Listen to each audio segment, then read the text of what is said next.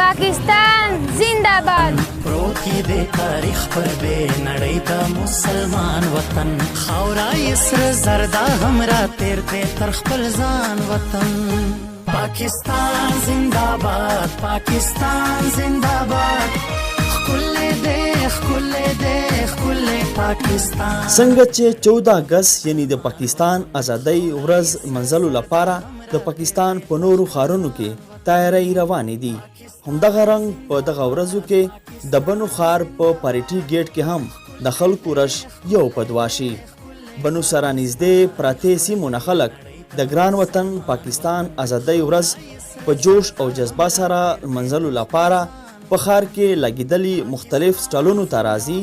او کومي بیرغونه، بیجونه، کپړې او ګلبنونو سره نور مختلف قسمه سامانونه اخلي. په دې اړه دکانداران وایي تاسو دوام پر 14 اگست وی او په دا ورځ باندې په 14 اگست پاکستان ته سره وایي او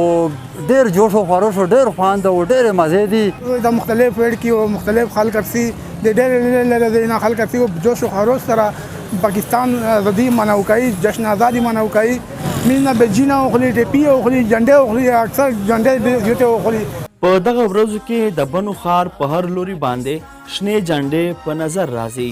د بنو خلک خپلو بچو، گاډو او کورونو لپاره هم جنډې اخلي او د خپل وطن سره د مینې اظهار کوي. امید هر کول 14 اگست مناو کوي او بچیون مروستی دي د محمد حسنین دا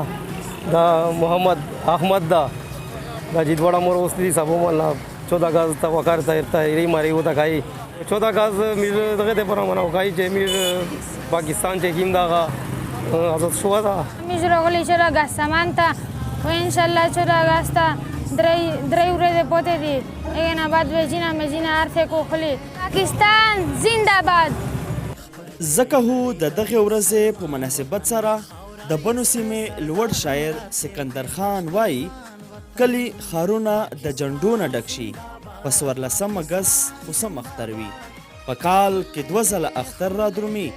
د ازادۍ په ورځ 3م اختر وي.